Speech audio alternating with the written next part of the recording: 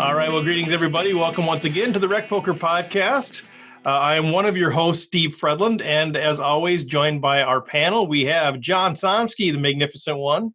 We have Jim Reid, we got Rob Washam, and Mr. Chris Jones joining us tonight. As always, thanks to our official sponsor, Running Aces, Racetrack, Casino, and Hotel, and our other sponsors, Learn Pro Poker and website AMP. This is episode 172, and today we're going to talk a little bit about online poker. Is it legal to play in places like Minnesota where it's not legal to operate? Is it risky? Where do you play? What are some strategies? What are some tools you could use? And a bunch of other stuff as well. A couple of things we want to make sure you're all aware of. First of all, if you are bored, if you are needing a poker fix, if you want some community, we are doing our home games on PokerStars. They're free. They're open to the public. We're calling it our social distancing series. We've been running it every night at 8 o'clock Central since March 17th, I believe. And we'll run it through at least the end of March, and we'll kind of reassess. Go to rec.poker/homegame. That'll help you be able to join the club and sign up and join us. It's a great time, super fun. The second thing we want you to know about is that we have a ton of partnerships with other learning websites, and we have access to their content, and you're going to start seeing some things just exploding through the membership area. If you're not a member, get out there, check it out. You can have it free for 30 days. We've got relationships with Learn Pro Poker, Solve for Why, Range Trainer Pro, Red Chip Poker, PokerCoaching.com, Fedor Holtz's Poker Code, Elliott Rose Masterclass, all of those things. And we have the ability to share some of those pieces of content, their premium content, with you guys. And we're going to be bleeding that out to our members over the coming months. So seriously, check that out. We're continuing to add more and more benefits to being a member. So please check those things out. Go to rec.poker for all the details, or just get a hold of me. I'll chat with you. I'll chat poker as long as you want, and we can talk about becoming a member as well. So with that, welcome in the panel. And first thing, guys, I just want to talk about a little bit, pick your brains on what's the deal with online poker. So I think there's a lot of confusion out there. I know I was confused for a long time. Is it legal? Is it not legal? When you're in a state like Minnesota where, we hear it's illegal to have online poker, but there's a bunch of people playing online poker for money. What's the deal? And I just want to open it up, and maybe John, why don't you first tackle this thing? Like what is online poker, and can I play it or not? What's up? So in the US, it is not legal to host and operate a site that promotes online poker.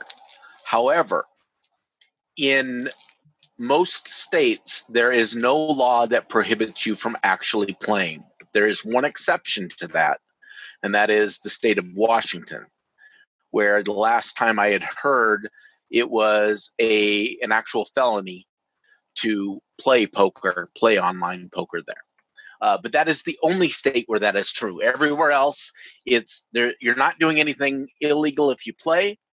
It is definitely a gray area of the law. When PokerStars and Party Poker were here back pre-UIGEA in the early 2000s, they all had a tack that said they felt it was not covered by the law, and therefore they were not breaking the law. It's not explicitly allowed, but not explicitly prohibited either. So the gist of it is you kind of have to just be careful on all of these sites because they are operating outside regulation. That means you can't count on the government to actually help you if the site goes under, if the site doesn't have adequate funds. So you need to treat it as though any money you have on any site, that you are just willing to say goodbye to it, that you don't put money in that you're not willing to lose. I mean, you're going to be gambling for it anyway, so that's a good starting point to begin with. But also, as you start winning, don't keep more money on those sites than you're comfortable at any point in time. So when we hear, and what the perception that I was under for a long time was, oh, it's illegal to play in Minnesota, or it's illegal to do those things. So I always shied away from playing online because you'd hear about that. But what's illegal in except for Washington. What's illegal in the U.S. states that aren't already regulated is to operate it. So I'm not doing anything wrong. I'm not acting outside of the law if I'm in Minnesota playing for money. It's just that I'm playing on an unregulated site, which introduces a new set of risks. Is that a correct? Even counting Washington, there has never been a case of a player being brought to court for playing online poker. So even though it is illegal in Washington, it still has never been actually gone to court or been a conviction there. Okay, so that covers the United States. What about like why is Canada? You know, the Jim Reids of the world, he can be out there playing this playing for $1 million on PokerStars. It's legal there. It's not legal in the U.S. Is that a regulation thing, or is that really just it's legal to operate in Canada? Is that the right terminology? Yes, Canada has not made it explicitly illegal. So the way when all of these poker sites started off, they all took the approach that if it's not illegal, they're going to try it and do it. So they went to as many countries as possible, and they didn't necessarily look at the law structure all that well. Since then, a lot of countries have put legislation in place. That's why you end up with some ring-fenced countries, and you end up with things like PokerStars.fr, where only French people play against each other, or other places where only a certain country play against each other, which is really too bad, because a big part of what made the online scene so great back in the early 2000s was the global player liquidity. You could not only have the chance of playing with people all over the world, but everyone was in the same player pool, which meant that a larger variety of stakes, a larger variety of games were available. Because if you want to sit down and play, you know, no limit deuce to 7 single draw, you have to find 6 other players who are going to be willing to play that with you. And that's much more likely to find that the larger the player pool is. So, okay, so sort of country by country has decided to either make it illegal or not. So the default was kind of the wild, wild west. Let's just do it and see what they do. And then countries sort of have to make it explicitly illegal to shut them down. So is that what actually happened in the U.S. when the online poker presence went away? Kind of maybe walk us through that a little bit. I know, again, a lot of people are probably in my camp. We weren't playing online at the time. We just kind of hear vague references to that drastic day when these sites shut down. Was that the day that the government made it illegal, or what actually happened on that day? There were two different things that happened. First is UIGEA. The UIGEA happened in 2006. And what is that? That was the, I cannot remember, it was the Unlawful Internet Gaming Enforcement Act or something like that. And what that basically did... The Unlawful Internet Gambling Enforcement Act. Well done, John. Okay, there you go. What that did is that said that for any activity which is illegal, doing bank transfers on behalf of that activity was now considered illegal. So it made it illegal for the banks to transfer money for illegal gambling. Now, the interesting thing is that PokerStars and Full Tilt, which continued to operate after UIGEA went into effect, we're still arguing that online poker was not illegal. Therefore, the transfers were not illegal. UIGEA did not make any form of gambling illegal that was not already illegal prior to that. All it did is it made the bank transfers associated with that gambling illegal. So there's questions on what side of the law it's on, whether it was or wasn't illegal. But at this point, I think it's considered moot, and everyone basically acts as it was illegal. So at 2006, a bunch of companies like 888 Poker, Party Poker, exited the country. Now, those were mainly the sites that were publicly traded, because they were publicly traded sites like Party Poker is on the London Stock Exchange, they were no longer able to, they didn't feel that they could responsibly continue to operate in a gray market like the United States. That's why they left. And that's when PokerStars basically took over as the world's leading poker venue. And then in 2011, on April 15th, tax day, that's when Black Friday hit. And that's when the districts, the United States District Court of New York decided to shut down both Full Tilt, PokerStars, and Ultimate Bet. And they actually shut those sites down because they were all operating on .com sites. They seized the domains, and all those sites were shut down worldwide. They quickly came back up for non-US players, but both at that point in time, neither Full Tilt nor Ultimate Bet had enough money to actually pay players out at that point in time. So that's where PokerStars bought Full Tilt, and people were eventually able to get their money out of Full Tilt. Wow. And now, who on the panel here was affected by that? Whether you got your money back eventually or not, who was anybody here actually impacted by that? Well, I remember distinctly Black Friday because it was the last day of my honeymoon. And so my wife and I were getting our luggage on the bus, and it just started raining for the first time the whole trip, and it was just like the world was telling us that something wasn't right. My phone started blowing up, and it seemed like the things that you were most worried about happening at that point ended up actually happening. It was easier for me being a Canadian. My account was back up pretty quickly, and I didn't lose any money on it, but I had that same feeling in the moment where it's like, oh my God, is this whole thing really coming down? And I was lucky being in Canada. Yeah. How about you, Rob? No, I kind of pretty much trimmed off my online poker as soon as Party Poker left. Ah. I played on Empire, which was a Party Poker skin, and Party Poker mainly at that time when they left. And I was in my late 40s, early 50s by then, so I wasn't really active online. I played a lot online. Back in the 2002, 2003, I played on Paradise, Planet Poker, Ultimate Bet.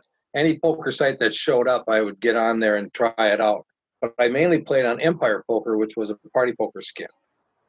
But at the time, I was only playing at night because I was working full-time during the day. Yeah. So I never really made it a career choice or anything. It was a fun thing to do. Okay, so you had a little bit of money. You probably had a little bit of money on there, but you weren't hugely impacted. Well, when Party Poker left, you could get everything you had. It's not like they were shut down and you couldn't get paid out. So but you didn't have anything on Full Tilt at all, or any of those sites? No. Okay. Well, yeah, I had a little bit on. I played Full Tilt for a while, but I never had any money on it. I think I lost the last time I played. I lost the last of my money, so I didn't. I was going to say, if you're bad enough. Yeah, exactly. It just sort of accelerated the process. When I only had 50,000 in there to start with, so I didn't have a big bankroll to really do anything. Right. I don't think I ever deposited more than $100 on any site at any one time. It was just a hobby, something on the side. For sure. How about you, Chris? Yeah, same here. I mean, I didn't, I never had more than, this was a time when it was just something to do. It was something, casual. I just never had more than $100 on any site. So I really didn't lose that much when it went down, but I was really bummed that it happened. Yeah. But I mean, I remember when it happened. I remember thinking, wow, this is a big shift for this country, or at least the poker community. But yeah, I didn't really lose that much. So. And how about you, John? I probably had about $500 to $600 spread throughout the three sites. I had money on all three sites, and I had just done a withdrawal shortly before that, so that was helpful. And I had more money on PokerStars, which I was able to get paid out immediately. And then eventually I was able to get paid out the other 2, but it took a few years for that. Okay. Well, as we shift to, okay, now the world is what it is now. We've had this shutdown thing. Sites are still operating, but they're unregulated in a lot of our states. Some states they're fully legal to operate, and obviously some countries are fully legal to operate. So, I mean, just in general, like, what are the risks? You mentioned, the fact that we don't know. They could shut down at any other point in time. Are there other, as people are going, well, I'm home now, unfortunately, because of what's going on with the virus. I have more time. I'd like to play poker. I'd like to play online for a little bit of money, but I don't know. I really don't know if this is illegal or not. Well, we've already defined it's not illegal, so don't worry about the illegal piece of it. But there are risks. So what should people be thinking about from a risk perspective about potentially going online?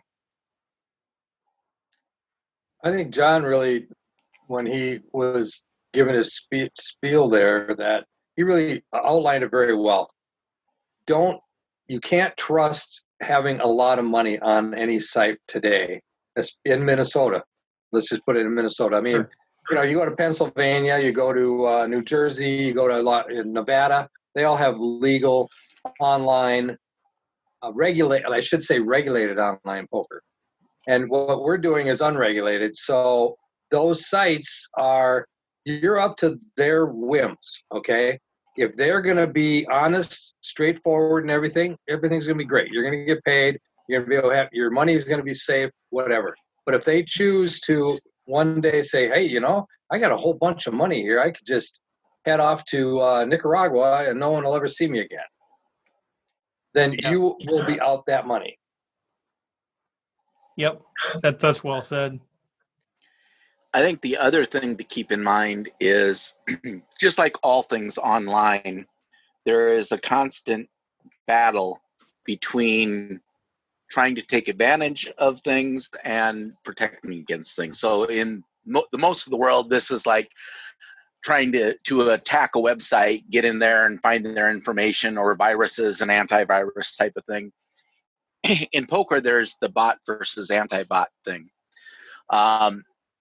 And the smaller the sites, the less resources they're going to have to protect against those types of things.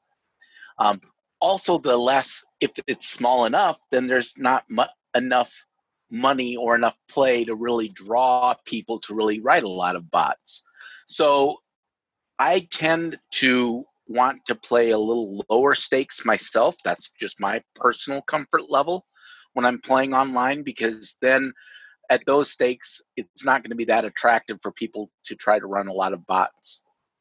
Or if they are running bots, they're just going to be so simple that they really aren't going to be much of a threat.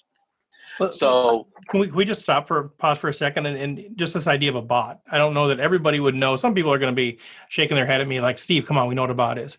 But I think some people are going to be like, what are you talking about? What do you mean by bots that are out here? They are basically pieces of software that pretend that they're a person playing online poker. And they've existed for years, as long as poker has existed. Back in the 2000s I know I played against a couple of them because I got refunds from sites, but they really were not that good. These days, bots are a lot better than they used to be. They're programmed to play like me. Oh no, they were better than that. But no, but they're really, I don't want to scare people because I'm not that worried about it, but it's something you need to just understand what your own comfort level, and I wouldn't be trying to go and play ultra high level online stakes. Another thing to keep in mind is that the skill level online, because particularly people can play multiple tables, and so the stakes level are different. If you go to your brick and mortar card room, your lowest stake is typically something like a 1-2 no limit.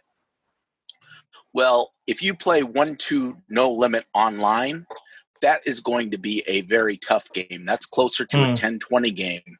that you would be playing in a brick and mortar type of situation.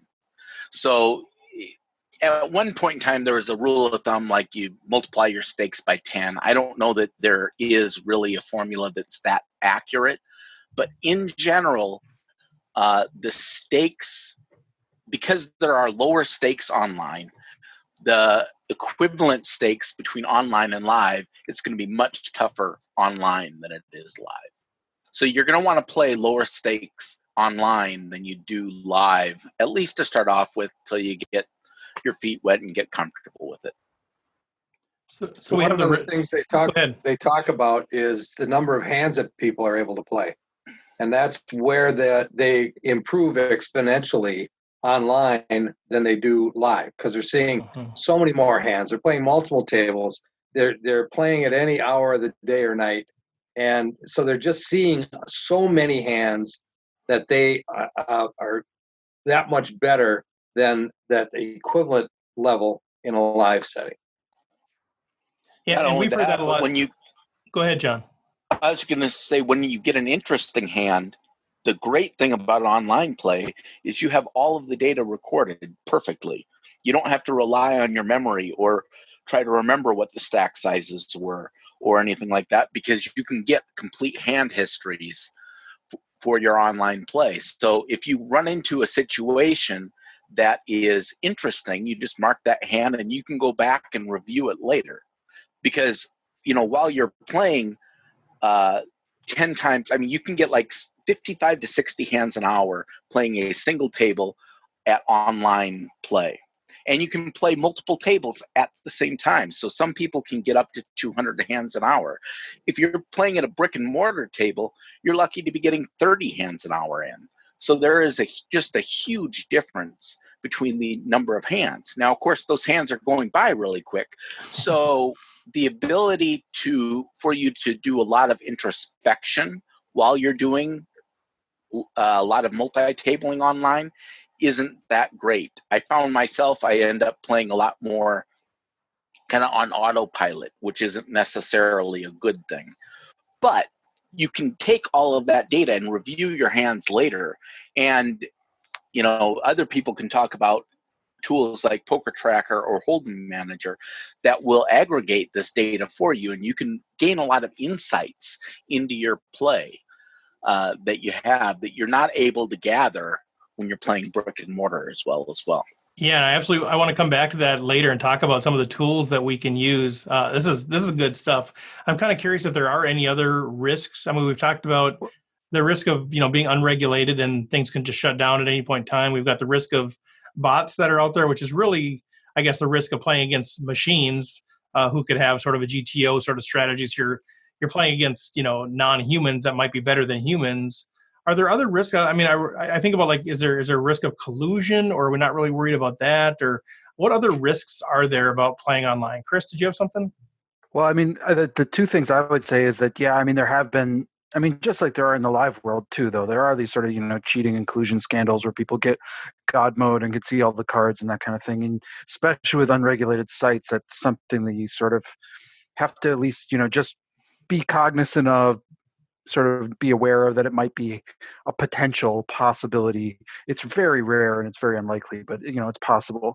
But I think the bigger risk that actually, if you're just like saying, hey, now I'm trapped inside, I want to play online, is the thing that John mentioned. Are these, and they can be to your advantage, but are these HUDs and these poker trackers, like, if you're not aware that those exist and the entire field is playing with them and you're not, you're at a significant disadvantage compared to you showing up at a live card room and just playing cards, because your opponents have so much more information. Those things allow you to track things that the human brain can't really keep track of as well. You get to know what is somebody's 3-betting frequency, what is their you can know, like, what's their fold to a 3-bet, what when they limp, you can learn all these tendencies of players through just all these statistics that they track. And if you're not using those or aware that other people might be using those, you can be at a significant disadvantage to where you might be a very solid player in a live setting.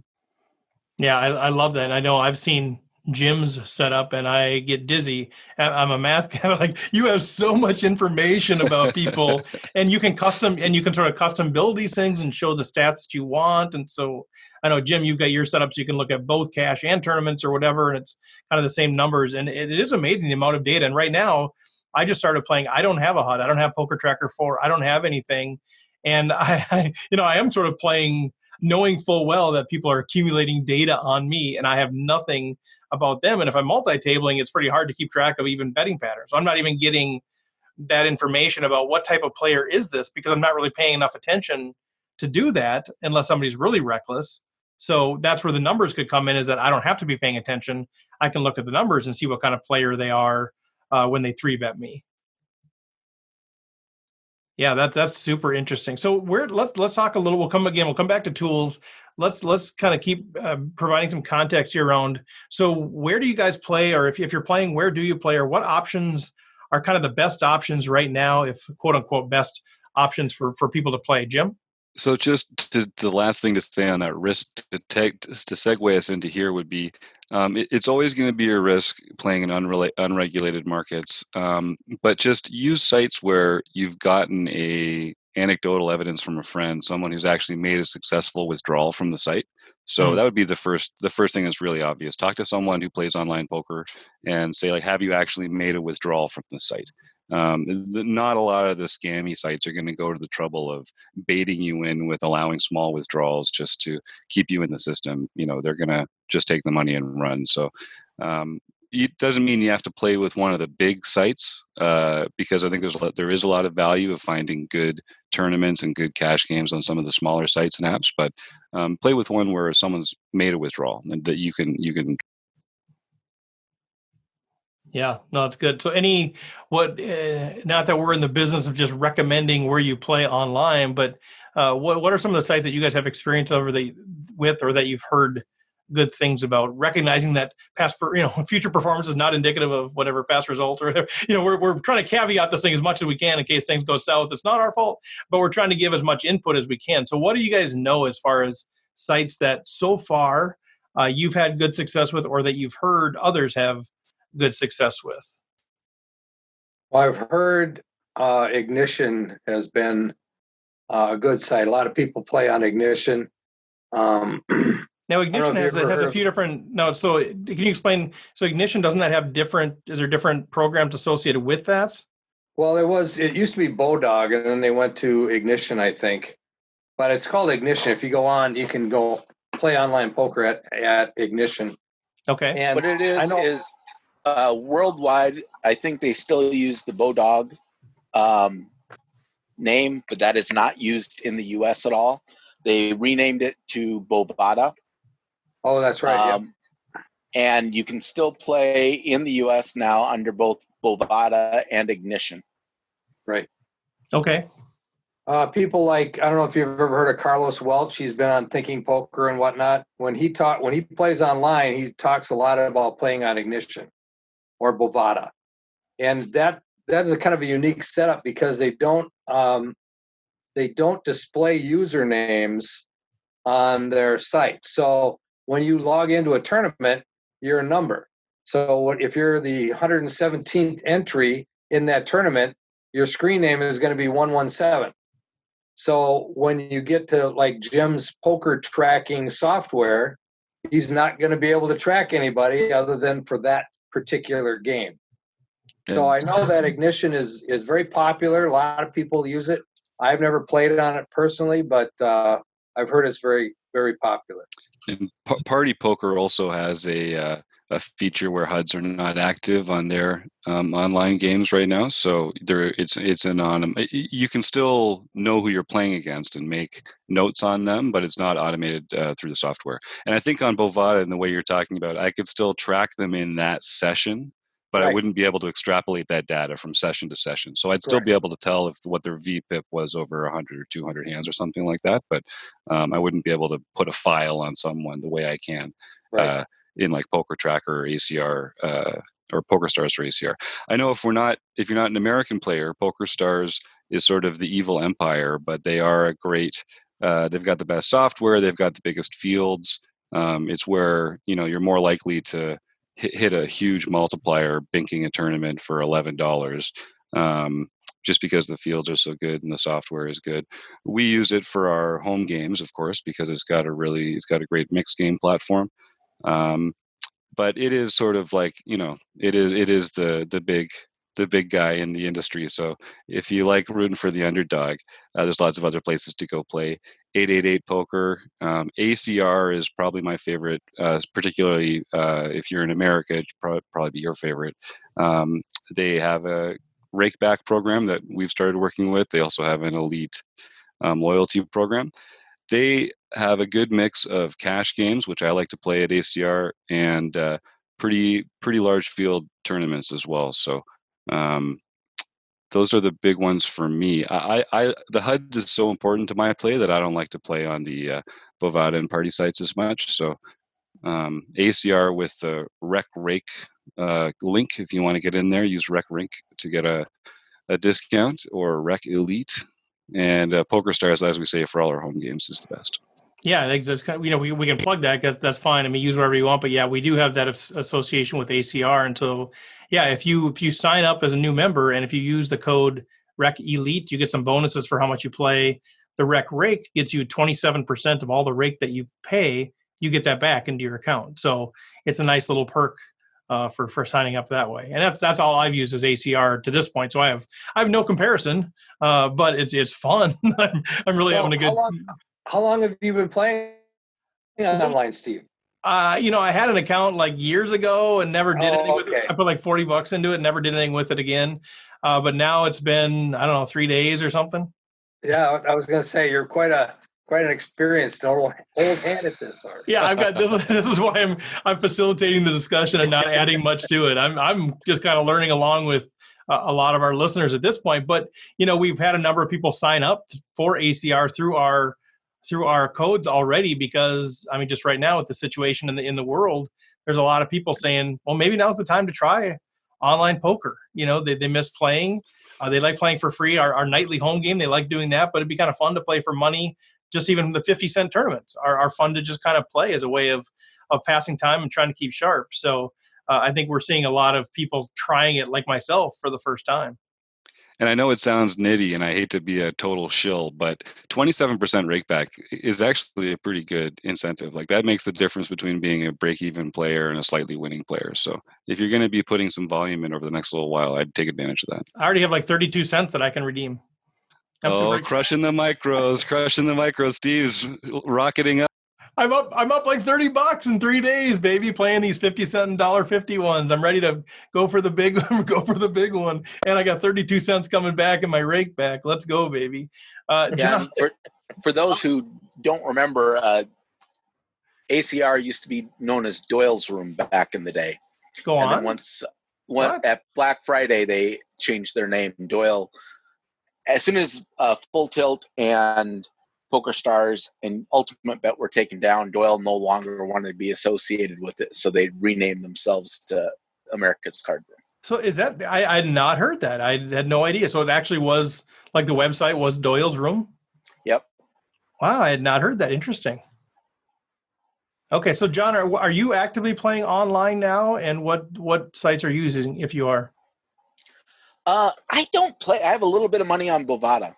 Okay. But I hardly ever play, to tell you the honest truth. I mainly play live, and of course I've been active with the RecPoker community, and I also run another little thing with Annie Up as well, and that's most of the online play I've been doing recently.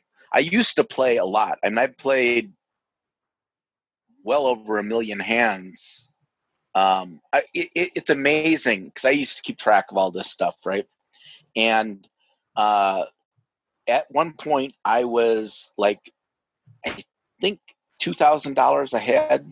So let's say I'd won $2,000, but in order to do that, I had put $102,000 of buy-ins through the tournaments, to get that $2,000 of profit. It's just amazing. And, I had nowhere near that. I never had more than like $500 or $600 in a given site at a given time, but it was just the constant churn there. It was It was a lot of fun. But one of the things that we've talked about, I know one of the early interviews I did with Vlad Revniaga way early on, and a lot of the pros that we've talked to ever since just say there's no substitute for reps.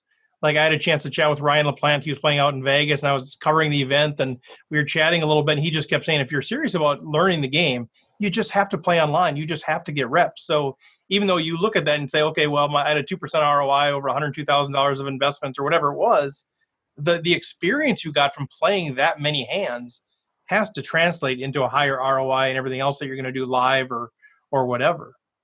Yes, absolutely. And I was able to, I was the type of person that if there was a new type of game, I played it.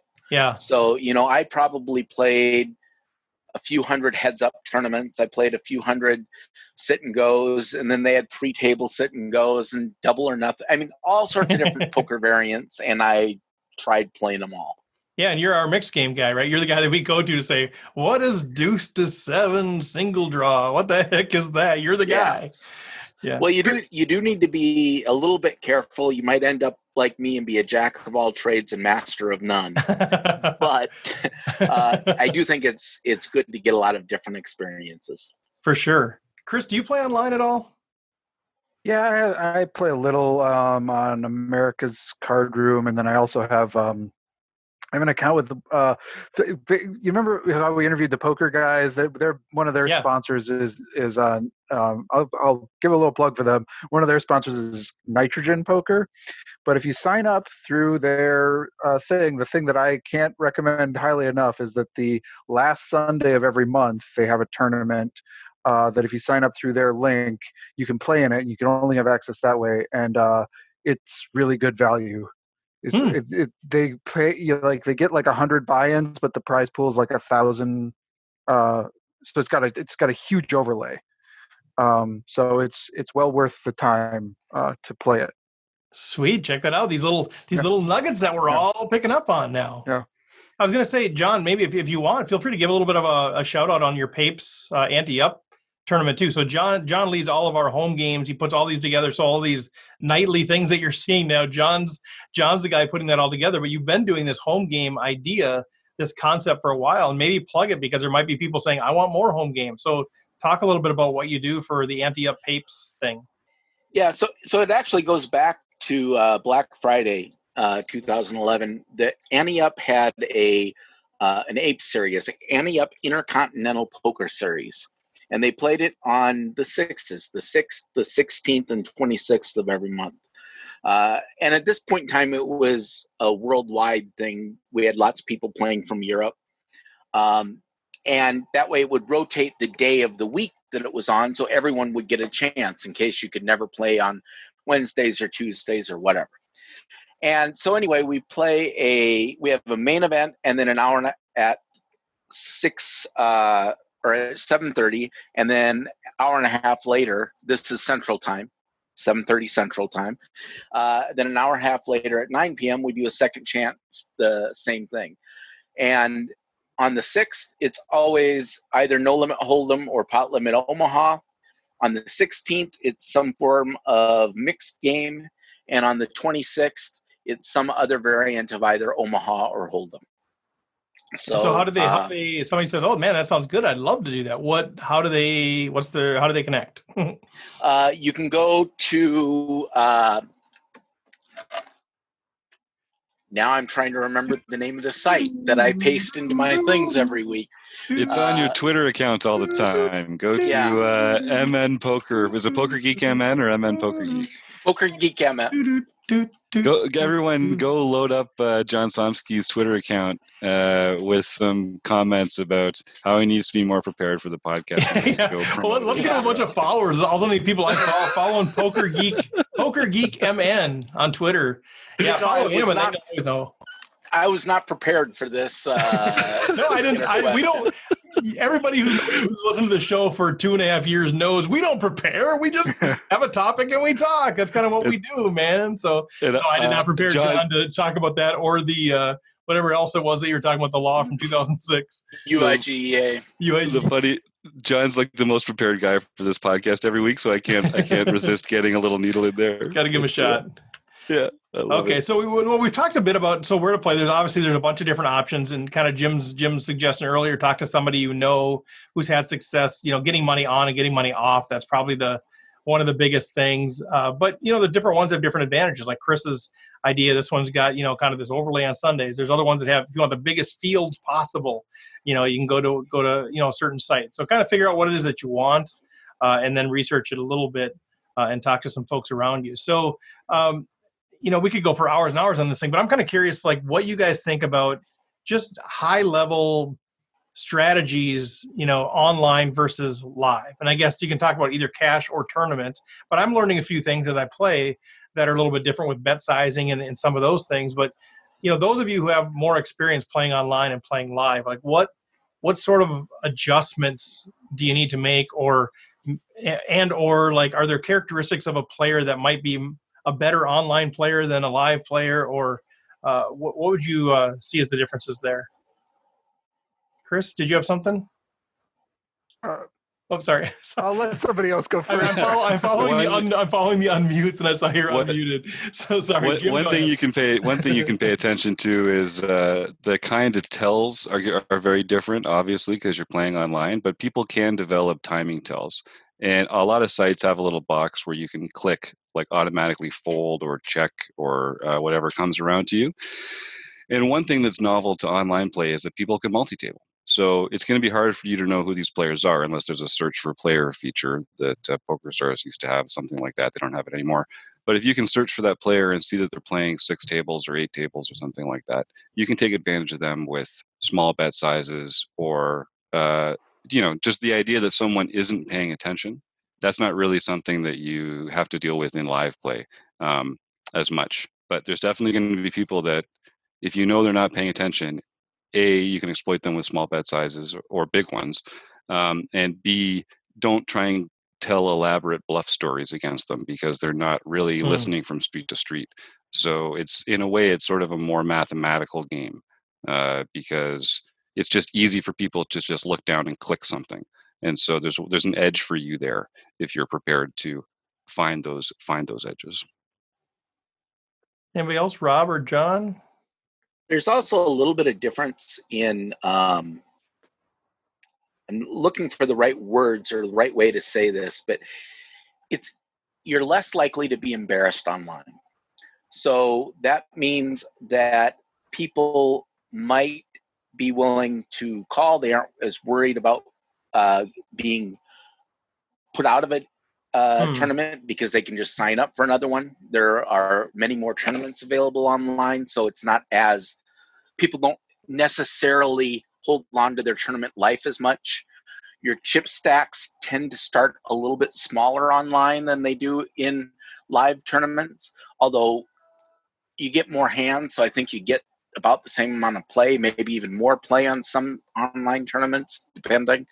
But your bluffs aren't necessarily going to work quite the same as they do. There's just a little different feel with people playing online than playing live. Go ahead, Chris. Oh, good. Yeah, one thing I do think is that I would add, even though I don't play that often online, but I think the rebuy factor online is even like bigger, even though there's like tournaments you play in a live cash room where you have unlimited rebuys. I think some of these they allow rebuys up through some of them like 25, 30 levels hours into the tournament, and people know that they need to have gigantic stacks. So there's a little bit more of that, especially among people who might be trying to win it. Like, that's fine. I'm just going to gamble here. Like, they'll just take their gambly spots and hopefully they get a pile of chips. But if they don't, fine, they'll rebuy again. So I think that's a big factor, and you have to really pay attention to those sort of structures and those levels, and how is this one that is sort of unlimited rebuy through 30 levels? Okay, well, you better be prepared that people are going to be both coming at your stack really and calling light potentially, and also that you're going to probably need to chip up a lot as well in order to actually survive all that time period. and you're going to be playing in much larger field tournaments than you're used to playing live. And so it just, all the stages of the tournament are the same, but you're in the stages for longer, and there's just more hands that you have the opportunity to screw up, frankly. Like a lot of these ones end up being a real marathon of just how few errors can I make. And so it also means that you have to get way more chips. Just absolutely, you have to have more chips in your stack by the end to be able to play a role. And so there's a small ball and a big ball way of looking at that, but in a way, you have to sort of take spots in a large field MTT that you might be able to pass up in a smaller field MTT, because you just can't. You're going to need more chips, Mm-hmm. and there isn't necessarily the same amount of time to get them when you look at how that goes. Well, any other strategic differences that you guys see?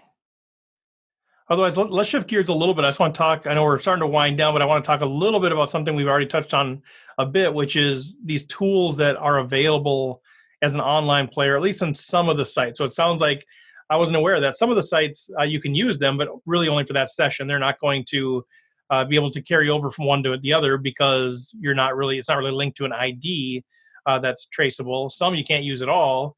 And then others, which I've seen quite a bit on ACR at least, are these tools that you can use to actually get stats about your own play, as well as stats about opponents' play. These things called as HUDs. Who wants to explain what a HUD is? And then we'll ask, kind of what are there other tools that we should be at least aware of if we want to enter the online world? So HUD is just a acronym for heads up display, an HUD, and it shows you information about every player on the table superimposed on your screen above the play. So you can set it to have whatever stats you want to track about that opponent and yourself. And it's valuable because it can tell you at a glance insightful stats about that player. And also it can tell you how the rest of the player sees you. Because if you've been on a hot streak for the last 20 hands and they're your first 20 at the table and you've had big hands every time, you're going to look like a maniac to them if they're keeping track of that sort of thing. So that's a nice little added benefit of that. Poker Tracker 4 is kind of universally agreed to be the nuts for this. It's a mix of a heads-up display and a tracking database. And so really the heads-up's fantastic because you can edit it, you can add stats, you can change the color features, you can add notes that you want to track and that kind of thing.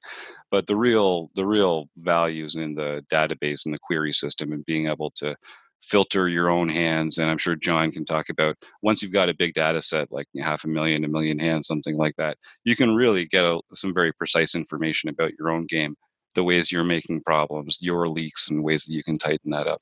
And I've seen that. I know Taylor is showing some of his data, and like he can look, by position, what's his average big blind, plus or minus. He can kind of look at that stuff. Was fascinating to look at that stuff. And I know there's coaches out there, even if you're not planning on doing big coaching with like a Ryan LaPlante, where you can just send them your database and they just do an analysis of your database and tell you where they don't even have to really watch you play, and they can tell you where your leaks probably are.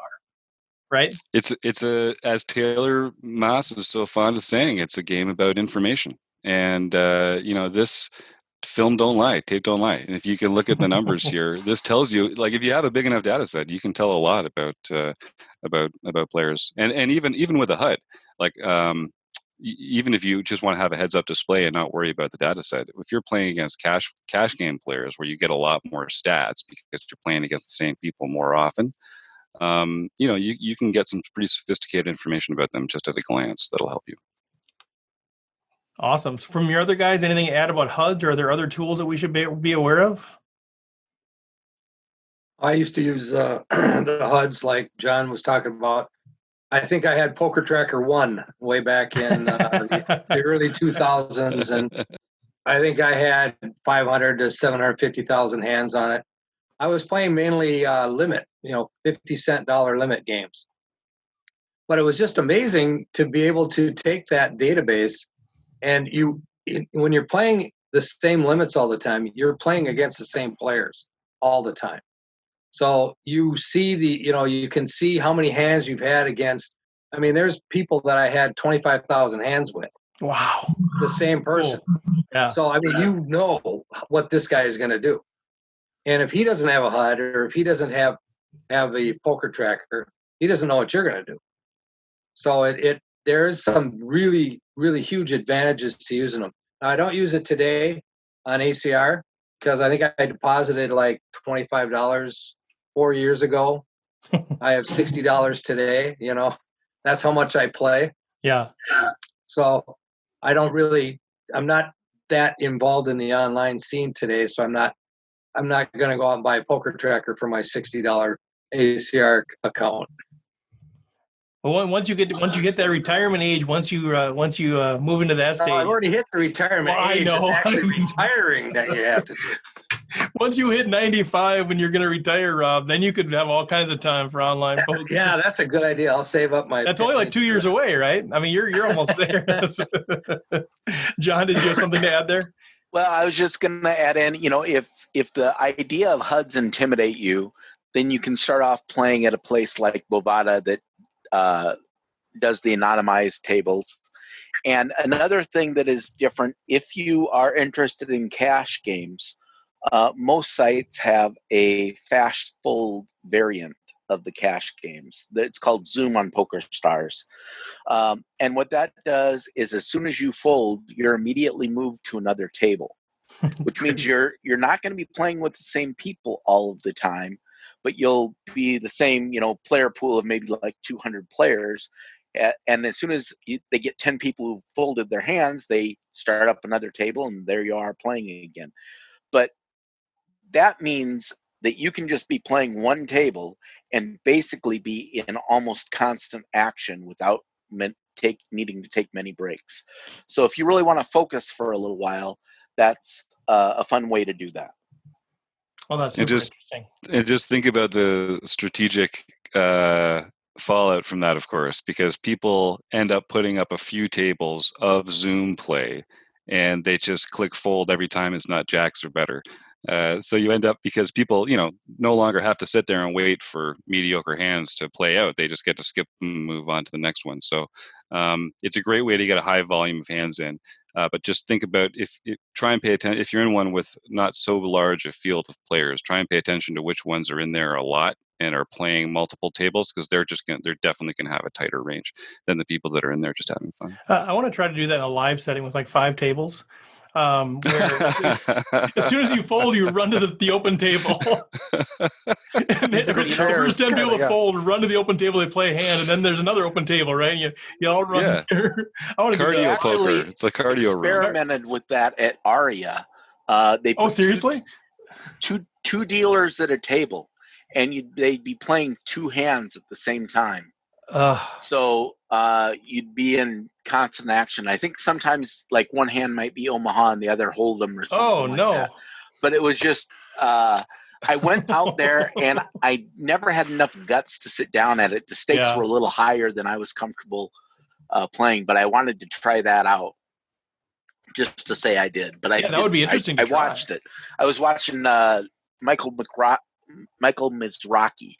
was playing at one of the tables, and I was watching him do that. That's pretty cool. Chris, did you have something to add there?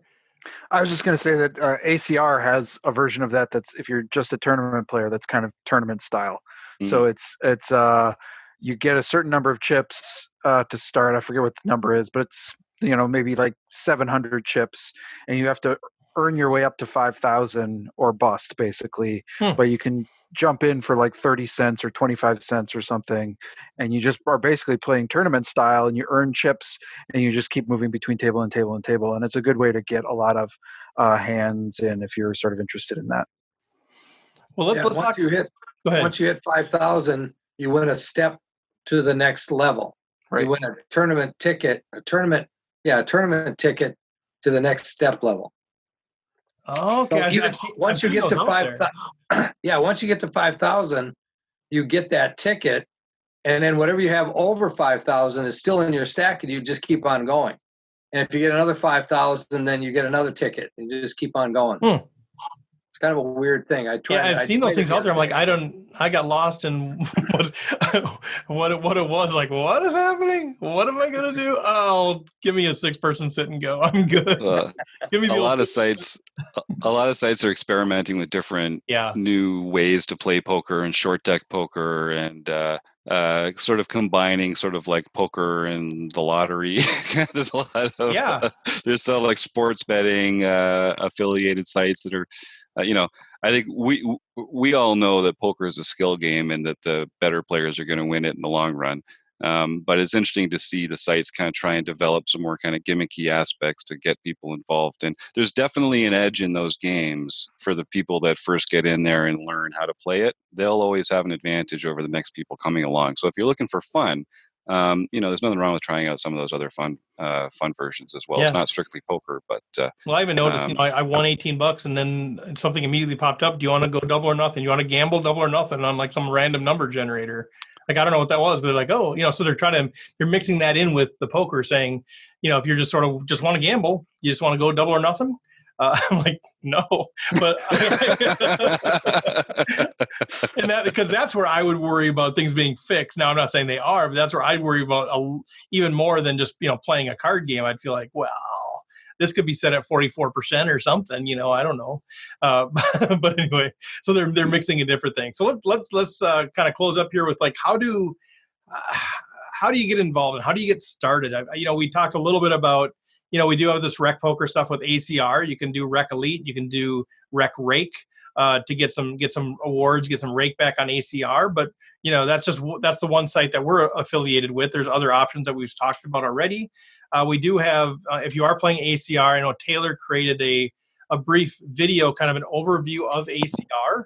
That kind of, where do you find the tournaments? Where do you find those different things? That's out on our YouTube channel. Talk a little bit about what you guys have planned for next Monday night for members. There's something that you guys have planned for that, Jim or whoever else is involved with that. Talk a little bit about what that is. Yeah, I'm looking forward to that. So some of us play online a fair bit. Taylor plays a lot. Taylor can't always make it to the podcast because of the scheduling. So next Monday on the March 30th at 8 o'clock Central Time, if you're a member, we'll put a link out in the forum there. Come join us. We're going to be having a conversation strictly about getting started in online poker, the tools you can use, the resources available to make that journey easier, more fun, and more profitable for you. And we're going to be screen sharing in this video chat format. So you can look right at our own Poker Tracker 4 database. You can look at our HUDs. You can look at the other tools that we use to profit from playing online poker and having a good time doing it. And that's open for all the members at rec.poker. So look for a link there. Join for free. There's a 30-day free trial membership. So just sign up for a month. If you don't find that it's worth the $10 per month, I think you're crazy, but go with God. But in the meantime, come on Monday night and check out this online poker conversation, and you'll learn something that makes you a better online poker player. So members can join that and actually interact live, ask questions as they go. And if you're not able to make it, if you're a member, you'll get a recorded version of that later. So either way, you can benefit from that. And we're just gonna try and use that as part of this transition into working with these online learning partners. So getting some content from people like Solve for Why and Learn Pro Poker and all these other great partners. It's going to be a great way to get more involved with them. Awesome. Yeah, that's a great perk. Anything else from anybody as far as advice you'd have for people saying, "Yeah, I think I want to give this a shot." Any other advice that you would have for folks? Plan for some study time. Don't plan on just getting your thinking done on the table like you can live, because you only have 15 seconds per hand. So you're going to get more hands in a given week, but make sure you're putting in an hour or two every once in a while to just review your data, think about your ranges. You don't want to be making decisions in the moment on the table. You want to have a lot of that stuff sort of internalized already. So spend some time in the lab. That would be some good advice. Another thing is if you want to try to get money onto a site, sometimes it's not as easy as just sticking a credit card in there. A lot of the sites will use Bitcoin, so that's one way of getting money into the site. Another popular way is to find somebody that you trust that has money on one of these sites, and you send them money either like Venmo or PayPal or something like that. and then they can transfer money onto your account on that site. So again, I caveat, make sure you know the person and trust them, but it is a good way of getting money onto the site to get started. Yeah, I want to reiterate what Rob said there. There are a lot of known scammers who will, you give them the PayPal and they don't give you the chips on the site. So make sure it is someone that you trust, but that is a good way to do that. Also, just start small. Don't put as much money. It's a new experience. If you're not used to playing online, start smaller than you typically are used to until you get your feet wet, until you're used to it, and make sure you're comfortable with it. And again, I want to just reiterate, don't put money there that you can't afford to lose. You shouldn't be playing poker with that anyway, but with this, it's even more at risk. You're not worried about going out to running aces and having them just all of a sudden take all of your chips off the table and not pay you back.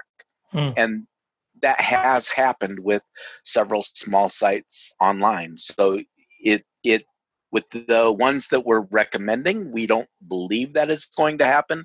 They have a good history of playing people out, but it's all up to what your risk tolerance is. All right. Yeah, great final words. That's fantastic. So we'll wrap up that conversation there. A few things as we close. This is the sad part of the program where we normally would give out our Running Aces Players of the Week. We give out we congratulate people who had those live binks in the different casinos. Unfortunately, we're in a place right now where there are no Running Aces Players of the Week. There are no live binks to report, even though RecPoker Nation is doing great online. We're having all kinds of cool stuff there. Unfortunately, we're at a place right now where we can't celebrate folks who are getting binks at casinos, obviously, because they're all closed up for the virus threat. We do have a few other updates that we really do want you to know about. So if you could just hang with us for a few more minutes. John, why don't you give us an update on what's going on with the home game and the social distancing series? And John is muted right now. We've apparently reached the end of our time with John. John sort of has this. We have a contract with John. He says once an hour's up, an hour's up. Like I'm so sick of you guys continuing to make me go on and on. So he's apparently just muted. So it was a good run with John. I think that's the third week in a row I have made that exact same mistake. I'm sitting here talking about him. No one can hear me. And I know you probably all prefer it that way, but it's not very efficient. Anyway, our next time I'm just going to pretend I'm you. I'm just going to start talking like you. I don't know how that would sound, but I'm going to pretend I'm you, I think. Probably everyone would prefer that. Yeah, I don't think so. On both of our parts, actually. Yeah. So our next game is No Limit Hold'em on April 1st. Our mixed game is going to be Limit Hold'em on April 8th. And those count towards our Player of the Year points races. And then we have our social distancing series, and we've had a few of those. March 17th, Badlands, Tim Carroll won. On March 18th, IDKWDYA, also known as David Bear, won. On March 19th and March 22nd, Hurricane 1K, James Portugal won. On March 20th, there were so many people wanting to play RecPoker, it brought the whole PokerStars site down, and they had to cancel the tournament. Sorry, guys. And on March 21st, Shorzy00, also known as Ben Gures. I hope I got that right. I've said it different every time. Gurs. We've all met. We met Ben at the Oedipals meet and greet. Fantastic dude. He told me his name, and I keep thinking, is it Gers? Is it Gears? Is it? Sorry, Ben. Fantastic dude. But I was going to bail you out there. I was going to let you just try to fight. Yeah, no offense needed. Right. Lots of people pronounce my name all the time. But anyway, we're having a great time. We're going to be having this through the end of March. Be sure you come out and join us there. Yeah, great time. And I've been having such a good time chatting. Like I recognize everyone's name on here from being on the table with them. We've had some fun chats, and we've been ribbing each other and encouraging each other as we go. So it's just so much more fun when you actually have a relationship with the people you're playing with. And John and I have been putting together, so that little by little, we're putting together an alias list of what people's screen name is and what their real name is. Every time I'm at a table, I'm like, who is RecObJib? Who is this person? Trying to figure it out. So we're piecing those things together little by little. All right, Chris, what do you got for us? Yeah, so membership content. We're wrapping up our March content, which is on opponent ranging and player typing on Wednesday. This coming Wednesday at 8 p.m., March 25th, we'll have our member discussion hour where we'll be talking about those things. And it's really open for anybody to just come and ask questions. We'll have a really good conversation to try to wrap up March. And then we're gearing up for April, which is going to be all about odds, equity, stack to pot ratio, and bet sizing, kind of the nuts and bolts, the math of the game. We're going to be talking about a lot of the ins and outs and some of the basics of that, which will help build on some discussions we're going to have later on for members. So that'll be coming in April. Yeah, looking forward to that. That's going to be absolutely fantastic. So with that, just check out rec.poker. We have so much stuff out there. Fantastic. Go out there, sign up for the newsletter. That's a great way to stay plugged in with kind of the most recent things going on. But thanks to our panel. Thanks, Rob, John, Chris, Jim. Awesome job. I love learning from all of you guys. Next week, we're excited. We've got Elliot Rowe scheduled to be in the house. Mindset coach. Can't wait to have him sort of figure out what's wrong with Rob. I mean, that's kind of going to be, oh, did I say that out loud? My bad, Rob. We're going to have him figure that out. But no, he's fantastic thinker. He's going to be a great guy to interview. I'm just really excited to chat with him. So stay tuned here at the end of the close. We got all of our final announcements in a pre-recorded format to save me a little bit of breath every week. But just have a great week on and off the felt, and we'll chat with you guys later. Welcome to the announcements section for the RecPoker podcast. You're going to hear all about our free stuff, how you can support us, the products available for purchase, products from our affiliates, how to connect further, and how to reach us. There are 5 main ways to engage for free. You can play our PokerStars home games the first and second Wednesday of every month at 8 o'clock Central Time. You can join us on Discord for all kinds of great conversation and virtual railing. We have the Facebook group that's always open for discussion. You can follow us on Twitter at RecPoker, where we have all kinds of cool stuff posted and we keep you up to speed on everything going on. And you can join our email list to get our weekly newsletter, Twerp, This Week in RecPoker. There are also 5 ways that you can support us. You can support us on Patreon for as low as $1 a month, and it'll give you a chance to sit in on the podcast. You can like, rate, and review the podcast on iTunes, Stitcher, SoundCloud, or wherever you hear the podcast. You can share, retweet, comment on Facebook and Twitter. You can rep the brand. We got merchandise available. And most of all, you can let other people know about us. There are 5 main RecPoker products currently available to purchase. You can get a membership for $10 a month or $100 a year to get access to all of our content and our other discussions. You can join the Bar League community, which is $300 a year, but only $100 a year if you join by March 31st. You can become part of the home game community, which is $100 a year, but only $40 a year if you join by March 31st. You can submit videos for analysis by your choice of coaches, or you can get personal one-on-one coaching with your choice of coaches. We are currently building up our affiliate program, and right now, we are an affiliate for Learn Pro Poker. You can use our code and get some discounts and special deals. Go to rec.poker and look for Learn Pro Poker. If you want to connect further and engage more deeply, you can do so by becoming an ambassador, by representing RecPoker in a specific area. You can become an affiliate, which helps spread the word and sell products. You can become a champion, where you promote the brand, you wear the merch, you're active on social media, and you have a chance to refer products for a commission. Or you can be just a friend of RecPoker and help us spread the word that way. You can also become a sponsor of the podcast, some of our events, or all things RecPoker. There's several ways that you can reach out to contact us if you need to. Rec.poker, Discord, email newsletter, Twerp, Facebook, Twitter. But you can get all the information at rec.poker or just email me, Steve, at rec.poker. Thanks once again to our official sponsor, Running Aces Racetrack Casino and Hotel, who has supported us since episode number 1. Also thanks to Learn Pro Poker and Website Amp. Make it a great week, everybody.